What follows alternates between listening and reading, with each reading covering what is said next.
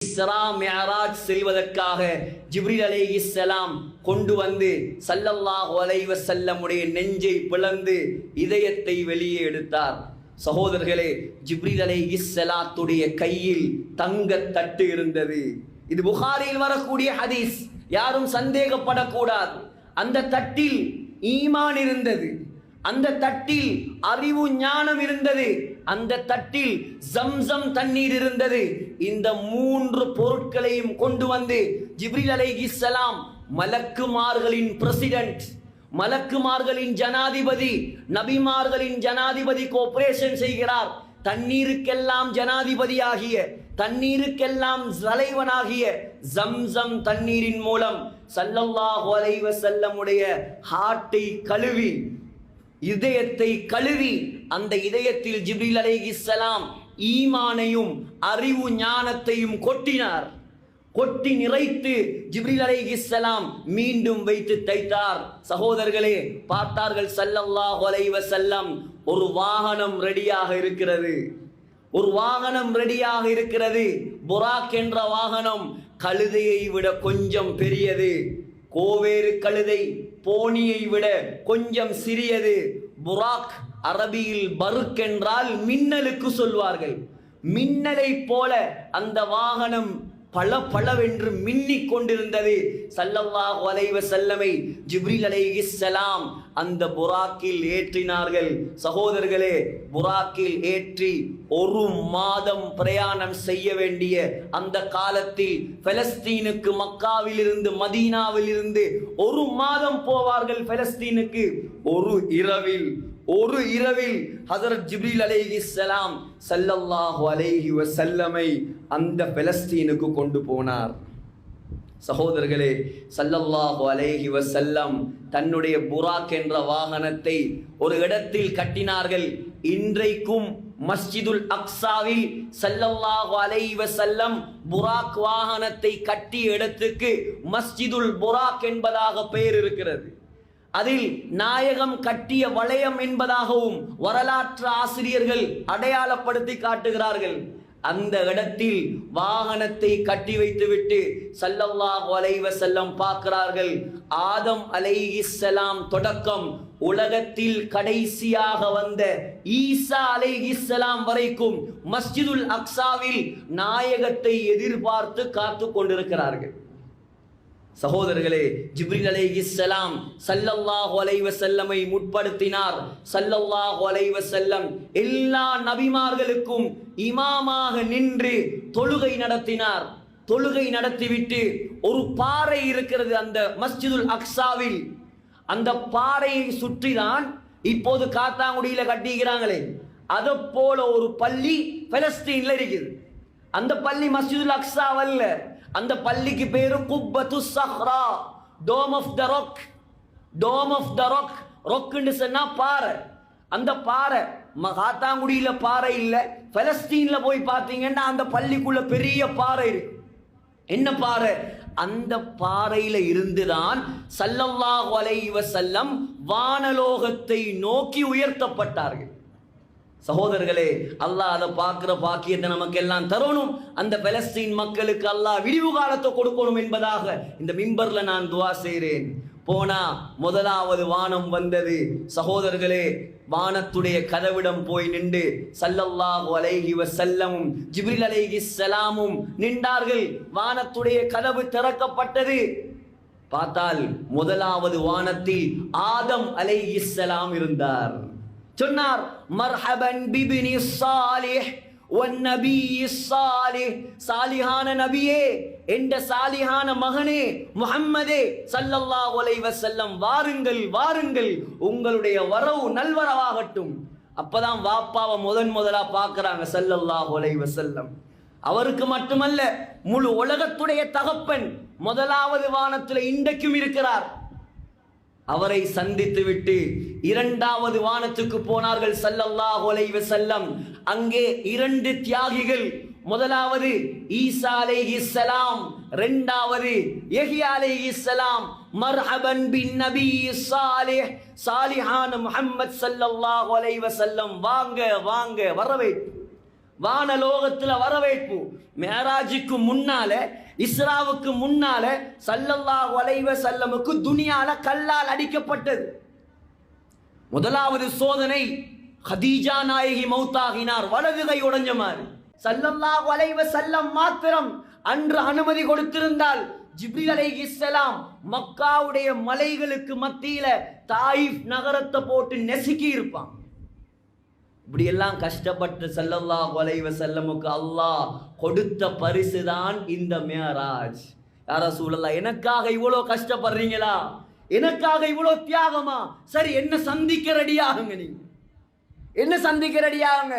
எங்க America, London, அங்கேயா பிரயாணம்?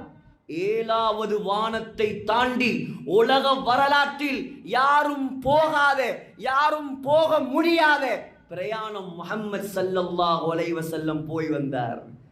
கொஞ்சம் ஒரு யூரோப் கண்ட்ரீஸுக்கு போய் வந்தா, நாங்க லண்டன்ல அப்படி, நாங்க அமெரிக்கால இப்படி. இந்த பிரயாணம் யாரு போயிருப்பா அந்த உலகத்தில்? சகோதரர்களே, யாரு இஸ்ராவை மறுக்கிறானோ அவன் காஃபிரா போய் திருவானே அல்லாஹ் குர்ஆன்ல சொல்றார். 2வது வானத்துல ஈசா அலைஹிஸ்ஸலாம், வாங்க யா ரசூலல்லாஹ். யஹ்யா அலைஹிஸ்ஸலாம் மிகப்பெரிய தியாகி, இவங்களை பத்தி எல்லாம் தனித்தனியா பயான் பண்ணும்.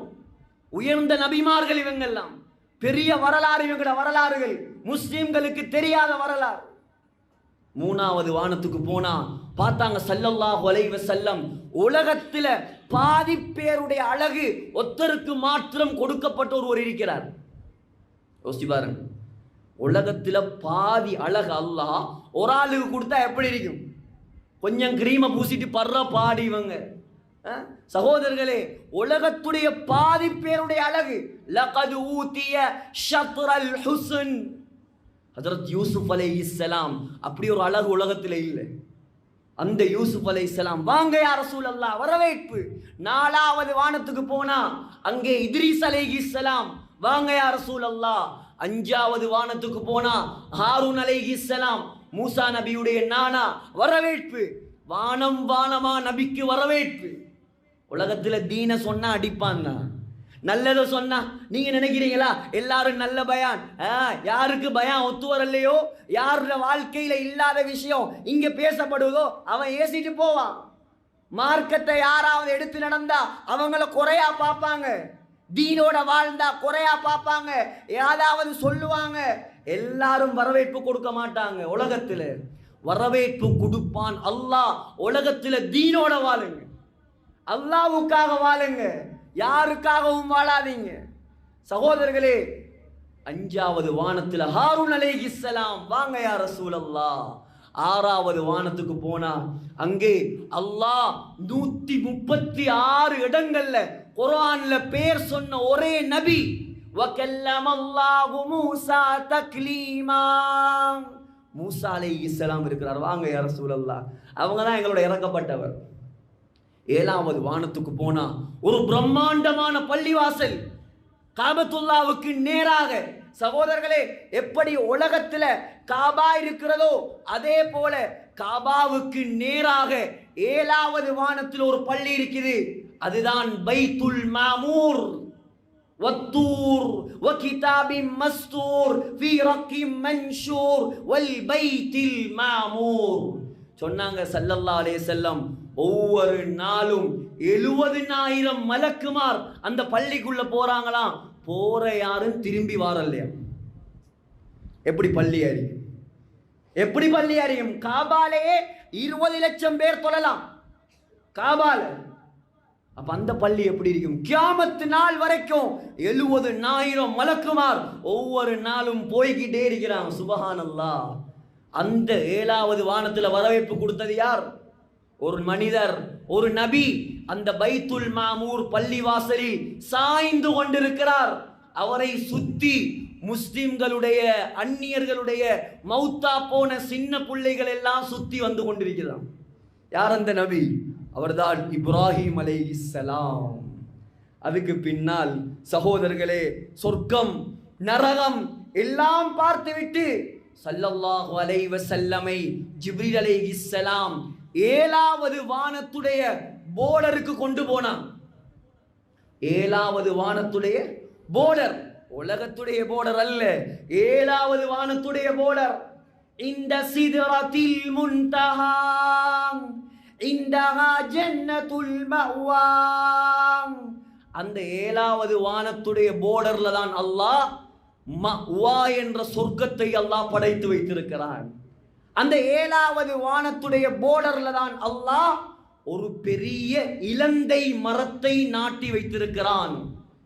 எப்படியான இலந்த மரம் சொன்னாங்க ஸல்லல்லாஹு அலைஹி வஸல்லம், ஒரு இலை தங்கம், அடுத்த இலை வெள்ளி. எப்படியான இலந்தை மரம்? ஒவ்வொரு இலையும் யானையுடைய காதுகளை விட பெரிய மரம். ஒவ்வொரு பழங்களும், உலகத்தில் உள்ள இலந்த பழம் கூடினா இவ்வளோ சைஸ் வரும், சவுதியில் உள்ளது. அந்த பழங்கள் ஸல்லல்லாஹு அலைஹி வஸல்லம் சொன்னாங்க ககிலாலி ஹஜர். ஹஜர் என்றா கட்டார். கட்டார் நாட்டு குடங்களை போல, முட்டிகளை போல பிரம்மாண்டமான பழங்கள். சொன்னாங்க ஸல்லல்லாஹு அலைஹி வஸல்லம், அந்த மரத்துடைய அழகை அல்லாஹ்வுடைய எந்த படைப்பாலும் வர்ணிக்க முடியாது.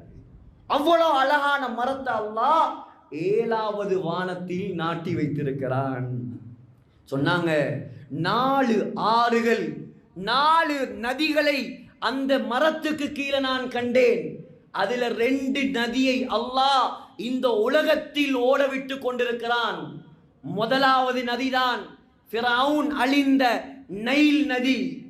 2வது நதி யூப்ரட்டிஸ் நதி. ஈராக், சிரியா, துருக்கி, இந்த 3 நாடுகள்லையும் அந்த நதி ஓடுது. சொர்க்கத்து நதி 2. அப்போ உலகத்தில் ஓடுது என்னென்ன நதி? நைல் நதி, 2வது யூப்ரட்டிஸ் நதி, ஃபுராத் என்று சொல்லுவாங்க. சகோதரர்களே, சாம்பிள் வச்சிருக்கான் அல்லாஹ், உலகத்தில் போய் பாருங்க. சொன்னாங்க முஸ்லீம்ல வருது ஹதீஸ், கியாமத்து நாள் நெருங்கும் போது உலகத்தில் பிரம்மாண்டமான யுத்தம் நடக்கும். முழு உலகமும் சிரியாவை டார்கெட் பண்ற காரணம் உங்களுக்கு ஏன் இன்று இப்ப விளங்கும். ஏன் வெளிநாட்டு படைகள், நேட்டோவுடைய படைகள், அமெரிக்காட படைகள், ரஷ்யாட படைகள், சைனாட படைகள் எல்லாம் போய் சிரியால டெண்ட் அடிச்சது ஏன்? சிரியால தான் நான் சொன்ன யூப்ரட்டிஸ் நதி ஓடுது, ஃபுராத் நதி. எங்களுக்கு முஸ்லிம்களுக்கு ஹதீஸ் தெரியாம இருக்கலாம், குர்ஆன் தெரியாம இருக்கலாம். யூதர்களுக்கு நல்லா குர்ஆன் தெரியும், நல்லா ஹதீஸ் தெரியும், நாயகம் சொன்னா நடக்கும் என்று தெரியும். சொன்னாங்க ஸல்லல்லாஹு அலைஹி வஸல்லம், கியாமத்துடைய நாள் நெருங்கும் போது அந்த யூப்ரட்டிஸ் நதி ஒரு பெரிய தங்க மலையை வெளியே கக்குமாம். தங்க மலை அந்த நதியிலிருந்து வெளியே வரும். முழு உலகமும் 3ஆ பிரிஞ்சு அந்த தங்க மலையை எடுக்கிறதுக்காக யுத்தம் செய்யுமா. இப்ப விளங்குறா ஏன் போய் நிக்கிறான் அங்க சகோதரர்களே. ஆனா ஸல்லல்லாஹு அலைஹி வஸல்லம் சொன்னாங்க, முஸ்லிம்கள் யாரும் அந்த தங்கத்தை எடுக்க போகக்கூடாது. ஏன்? அது யாருக்கும் கிடைக்காது. லட்சக்கணக்கான மக்கள் அந்த யுத்தத்தில் செத்து மடிவார்கள் என்பதாக ஸல்லல்லாஹு அலைஹி வஸல்லம் சொன்னாங்க. இப்ப நதியை பார்த்ததுக்கு பின்னால் 7ஆம் வானத்துடைய போர்டர் ஸல்லல்லாஹு அலைஹி வஸல்லம் நிக்கிறாங்க. ஜிப்ரீல் அலைஹிஸ்ஸலாம் சொல்றாங்க, யா ரசூலல்லாஹ், இதுக்கு அங்கால எனக்கு வரையலாது, இதுக்கு அங்கால எனக்கு வரையலாது.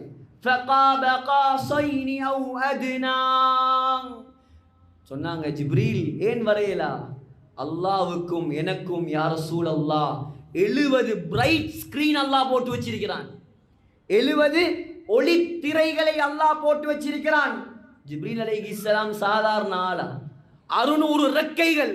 ரெக்கையுடைய ஒரு ஓரத்தால தான் இன்றைக்கு ஜோர்டான்ல டெட் சி உருவாகி இருக்குது. ஜோர்டான்ல உங்களுக்கு தெரியும் ஷாக் கடல் இருக்குதா இல்லையா? யாராவது அதுல பாஞ்சா உள்ளுக்கு போக மாட்டான், மிதந்து கொண்டிருப்பான். ஷாக் கடல் யாரால உருவான கடல் அது. லூத் அலைஹிஸ்ஸலாத்துடைய கூட்டம் வாழ்ந்த 40 ஊர்களை ஜிப்ரீல் அலைஹிஸ்ஸலாம் தன்னுடைய ரெக்கையின் ஒரு ஓரத்தால் அப்படியே கலட்டி எடுத்தார். இதெல்லாம் கட்டுக்கதையெல்லாம் ஹதீஸ்ல வாரது. எனக்கு ஒவ்வொன்றா சொல்லிட்டு போறதுக்கு நேரம் இல்லை, டைம் முடிய போகுது. சகோதரர்களே, தூக்கி எடுத்தா எதுவரைக்கும் தூக்கினார்? எதுவரைக்கும் தூக்கினார்? முதலாம் வானத்தில் இருந்த மலக்குமார்களுக்கு அந்த ஊர்ல இருந்த கோழியும் கழுதையும் கத்தின சத்தம் கேட்டுச்சான். அவ்வளோ ஒசரத்துக்கு தூக்கி எடுத்து அந்த ஊர் அப்படியே பெரட்டி அடிச்சார். அந்த அடிச்ச அடியில வந்த பள்ளத்துல தான் இன்றைக்கு டெட் சி உருவாகி இருக்கு. ஒரு சமுத்திரம், சாக்கடல், அவ்வளோ வல்லமை. அல்லாஹ்வே குர்ஆன்ல சொல்றான், தி குவ்வா இன்ததில் அர்ஷி மகீன். ஜிப்ரீல் அலைஹிஸ்ஸலாம் யார் தெரியுமா? ரொம்ப ஸ்ட்ராங்கான ஆள், அவர் பலசாலி. அல்லாஹ் குர்ஆன்ல சர்டிபிகேட் கொடுக்கிறான். அந்த ஜிப்ரீல் அலைஹிஸ்ஸலாம் சொல்றாங்க, யா ரசூலல்லாஹ், எனக்கும் என்னுடைய ரப்புக்கும் மத்தியில் 70 ஒளித்திரைகளை அல்லாஹ் வைத்திருக்கிறான். நான் ஒன்றை நெருங்கினாலும் கருகி சாம்பலாக மாறிவிடுவேன், பத்தி வைத்திருவேன். நான் என்னால் முடியாத நாயகமே, நீங்க போங்க யா ரசூலல்லாஹ் ஸல்லல்லாஹு அலைஹி வஸல்லம். எல்லாத்தையும் தாண்டி போறாங்க அல்லாஹ்வை நெருங்கினார்கள், சந்தித்தார்கள். சகோதரர்களே, நீண்ட வரலாறுகள். கடைசியாக அல்லாஹ் எங்களுக்காக, நாங்க சொர்க்கம் போறதுக்காக 50 நேர தொழுகையை கையில கொடுத்தான். ஸல்லல்லாஹு அலைஹி வஸல்லம் சந்தோஷமா திரும்பி வரும்போது 6வது வானத்துல மூசா அலைஹிஸ்ஸலாம் ஒரு பெரியல் போட்டான். எங்க போய்த்து வாரீங்க? அல்லாஹ் என்ன தந்தான்? 50 நேர தொழுகையை தந்தான். மாஷா அல்லாஹ், உங்களோட உம்மத்து ஒரு நாளும் தொழ மாட்டான். ஏன் தெரியுமே? அவங்களுக்கு தெரியும் பனு இஸ்ராயலோட பட்டப்பாடு. அவ்வளோ கஷ்டப்பட்டார் மூசா அலைஹிஸ்ஸலாம். உங்களோட உம்மத்து ஒரு நாளும் தொழ மாட்டான். ஸல்லல்லாஹு அலைஹி வஸல்லம் போற குறைக்கிற, 45 ஆக்குற, 40 ஆக்குற, மூசா அலைஹிஸ்ஸலாம் அனுப்பி கொண்டே இருந்தாங்க. அல்லாஹ் அவங்களுக்கு ரஹ்மத் செய்யட்டும். எங்களோட உம்மத்தை பத்தி நல்லா தெரியும் அவங்களுக்கு. அனுப்பி கொண்டே இருந்தாங்க. போங்க இன்னும் குறைங்க. சகோதரர்களே, கடைசியாக 5 நேர தொழுகை. மூசா அலைஹிஸ்ஸலாத்துக்கு நல்லா தெரியும் எங்களை பத்தி. 5 நேரமும் அவன் தொழ மாட்டான். யா ரசூலல்லாஹ், போய்த்து குறைங்க சொன்னாங்க. இதுக்கு பின்னால என் ரப்பு கிட்ட நான் எப்படி போய் குறைக்கிறேன்? எனக்கு வெட்கமா இருக்குது மூசா. அல்லாஹ் உடனே சொன்னான், 5 நேரத்தை தொழ சொல்லுங்க யா ரசூலல்லாஹ். 50 நேரம் தொழுதா என்ன நன்மையோ அந்த நன்மையை நான் தாரேன். எவ்வளோ இரக்கம் உள்ள ரஹ்மான். சகோதரர்களே, மிஹராஜுடைய நோக்கம் வானத்துல நபி ஏறின கதை சொல்றதல்ல. மிஹராஜ் எல்லா கடமைகளையும் அல்லாஹ் ஒரு 3 நிமிஷம் 4 நிமிஷம் எனக்கு டைம் தாங்க, இதை மட்டும் சொல்லி முடிச்சு கொள்றேன். எல்லா கடமைகளையும் அல்லாஹ் உலகத்துல ஹஜ்ஜி கடமையாக்கப்பட்டது பூமியில, ஜகாத் பூமியில, நோன்பு பூமியில, எல்லாம் பூமியில. ஆனா இந்த உயர்ந்த தொழுகையை அல்லாஹ் 7வது வானத்துக்கு நாயகத்தை எடுத்து கொடுத்த பரிசு இது. சுப்ஹானல்லாஹ், எவ்வளவு பசந்தா தொழுறாங்க எங்கட சமூகம். படைச்சவன், பரிபாலிச்சவன், பராமரிச்சவன், இரட்சித்தவன், பாதுகாத்தவன், போஷித்தவன், சொத்தை தந்தவன், உடம்ப தந்தவன், ஆரோக்கியத்தை தந்தவன், கண் பார்வையை தந்தவன், எல்லாத்தையும் தந்த அந்த ரப்புல் ஆலமீனுக்கு ஒரு 5 நேரம் தொலை வக்கில்லாட்டி எங்களை போல நன்றி கெட்ட சமூகம் இந்த உலகத்துல யாரும் இல்லை சகோதரர்கள். நாங்க ஒரு கூட்டண்டைக்கு பள்ளியில எத்தனை பேர் ஜும்மா இல்லாம சுத்துறாங்க. இவன் மௌத்தாகிற இல்லையா, இவன் கபருக்கு போற இல்லையா? அல்லாஹ் எவ்வளவு எச்சரிக்கிறான். மா சலககும் ஃபீ ஸகர், சக்கர் என்ற நரகம். فخلف من بعدهم خلف أضاعوا الصلاة واتبعوا الشهوات فسوف يلقون غيا. غي என்ற நரகம் பாம்பு அல்லாஹ் வச்சிருக்கிறான். எவ்வளோ தண்டனைகள் தொழாதவனுக்கு. இஸ்லாத்துல பங்கே இல்லை சகோதரர்களே. கிட்டத்துல கட்டுவன் வில் என்று சொல்லி பொலன்னறுவையில் ஒரு ஊரொண்டி இருக்குது. அந்த நிர்வாகம் எல்லாம் சேர்ந்து முடிவு பண்ணி தொழாதவனுக்கு காட்டுக்குள்ள வேறையா ஒரு மையவாடியை கட்டி வச்சிருக்கிறான். இதுக்கு பின்னால தொழாத மக்களை இங்கதான் அடக்கிறது. பயத்துல எல்லாரும் தொழுவான். இந்த வேலையாவது செய்யணும். கால கைய பிடிச்சி கட்டியாவது பள்ளியை கொண்டு வந்து வைக்கணும். வீட்டுல இருக்கிறானா, வயசு வந்துட்டானா, 15 வயசு தாண்டிட்டானா, நீங்க செல்லம் கொடுத்து வளர்த்த பிள்ளையா இருக்கலாம், நீங்க ஆர்கிடெக்ட் படிக்க வச்ச பிள்ளையா இருக்கலாம், நீங்க பயோ சயின்ஸ் வச்சு படிக்க வச்ச பிள்ளையா இருக்கலாம். வீட்டுல அவனுக்கு இருக்கிறதுக்கு தகுதி இல்லை. அடிச்சு விரட்டுங்க, பள்ளிக்கு போ, வைத்து தொழு. அல்லாஹ் முக்கியமா புள்ள முக்கியமா? அல்லாஹ் தான் முக்கியம். நீ தொழாம இருந்தா உனக்கு இறங்குற தண்டனை எங்களுக்கு சேர்த்து தான் கிடைக்கும். ஸைனப் ரலியல்லாஹு அன்ஹா கேட்டாங்க, யா ரசூலல்லாஹ், புகாரியுடைய ஹதீஸ், அஃபனஹ்லிகு வஃபீனா ஸாலிஹூன், நாங்க நல்லவங்க இருக்கும் போதும் யா ரசூலல்லாஹ் அல்லாஹ் அழிவை உண்டாக்குவானா? எப்படி கேள்வி! நபியுடைய மனைவி, சொந்த மைனி, வானலோகத்தில் கல்யாணம் நடத்தி வச்சவன் அல்லாஹ். ஃபலம்மா கதா ஸைதும் மின்ஹா வதரா ஸௌவஜ்னாகஹா. ஸைனப் ரலியல்லாஹு அன்ஹாவுடைய கல்யாணத்தை அல்லாஹ் குர்ஆன்ல சொல்றாங்க. சொன்னாங்க, ஸைனப் நீங்க நல்லவங்க இருந்தாலும் நஅம் இதா கஸுரல் கபஸ், எப்பொழுது பாவிகள் கூடுவாங்களோ நல்லவங்களையும் சேர்த்து தான் அல்லாஹ் அழிப்பான். பாவிகளை பள்ளிக்கு கொண்டாடுறது எங்கட பொறுப்பு. தொழுகையாளிகளா இந்த சமூகத்தை மாற்றுவது பொறுப்பு. குடும்பத்தில் பொம்பளைகள் யாரெல்லாம் தொழாம இருக்கிறாங்களோ 6 மணி ஆனா டிவிக்கு முன்னால உட்காரலாம், ஏன் முசல்லாவில் உட்காரலாம்? சகோதரர்களே, எங்கட பெண்கள் சரியாகினா எங்கட சமூகம் சரியாகும். பிள்ளைகள் வீட்டுல வளர்றது வாப்பா மாற பார்த்தல்ல. வாப்பா காலையில ஜோப்புக்கு போவார், 1 மாசம் வெளிநாட்டில் இருப்பார், அடுத்த மாசம் ஜமாத்ல இருப்பார், அடுத்த மாசம் வேறங்க சரி இருப்பார். இது வாப்பாட வேலை. 24 மணித்தியாலமும் புள்ளையோட இருக்கிறது தாய் தான்.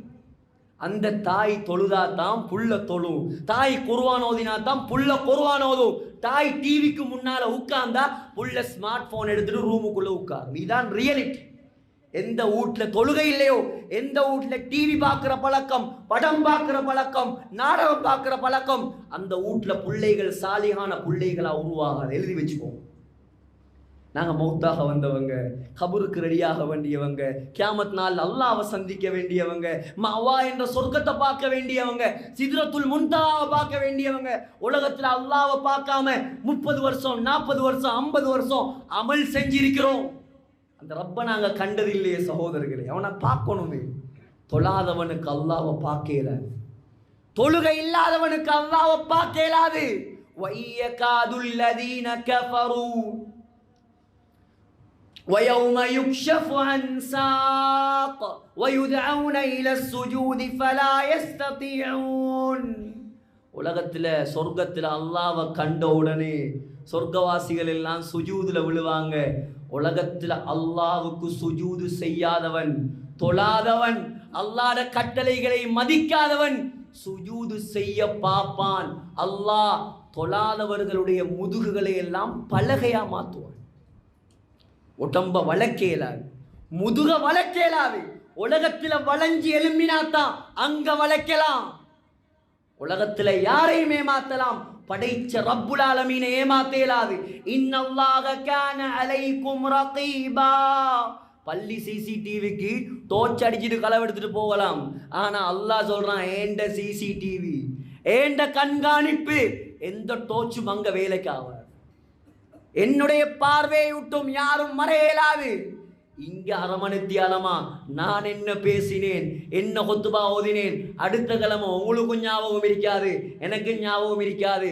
ஆனா கியாமத்துடைய நாளையில பட்டோலையில எல்லாம் எழுதி அல்லாஹ் தருவான். இந்தாய்க்கு நீ ஓதின கொத்துபா, நீ பேசின பேச்சு, நீ செஞ்ச அமல், நீ செஞ்ச பாவம். சகோதரர்களே, இந்த உம்மத்திலே உலமாக்கள் பொறுப்பு.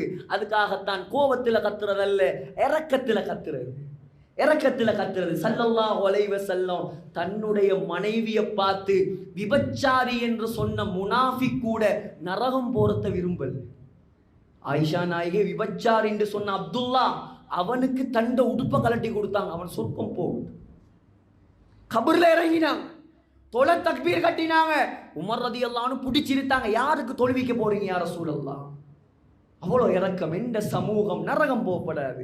அப்போ ஒவ்வொரு நாளும் இந்த கொழும்புல எத்தனை பேர் தொழுறாங்க, மாஷா அல்லாஹ். தொழாதவங்க ஒவ்வொரு நாளும் நரகத்தை சம்பாதிக்கிறாங்களே சகோதரர்களே, இவங்க நரகம் போறதை நாங்கள் பார்க்கலாமா? எங்களோட குடும்பத்தில் ஒத்தனுக்கு கொஞ்சம் ஒரு காயம் வந்தா, ஒரு நெருப்பு சுட்டா நாங்கள் எவ்வளோ கவலைப்படுவோம். ஒரு கேன்சர், ஒரு கிட்னி ஃபெயிலியர், ஒரு ஈரல்ல பிரச்சனை, எங்களோட கண்கள் ஒவ்வொரு நாளும் அழுது. உள்ளக்கு காய்ச்சல் வந்தா அம்மா அப்பா சாப்பிட்றாங்க இல்லை, புள்ள நரகவாதியா எப்படி பார்க்க போறாங்க அந்த கியாமத்துடைய நாளை? சகோதரர்களே, இதெல்லாம் அரமணித்தியாலத்தில் பேசுகிற விஷயம் அல்ல. சேருங்க, வாலிபர்கள்ட்ட போங்க, போதையில் இருக்கிறவங்கள்ட்ட போங்க, எல்லாரும் பொறுப்புதாரி. உங்களுக்கு தெரியும் யார் யார் என்ன லெவல்ல இருக்கிறான், எல்லாருக்கும் தெரியும். காலடியில் வைத்து பயமுழுத்தாட்டுங்க, இறக்கமா சொல்லுங்க, நன்மைகளை சொல்லுங்க. அப்பயாவது நீங்க தப்பலாம் அல்லாஹ் கிட்ட. எனவே எல்லாம் வல்ல அல்லாஹ் நம் அனைவருடைய பாவங்களை மன்னிப்பானாக.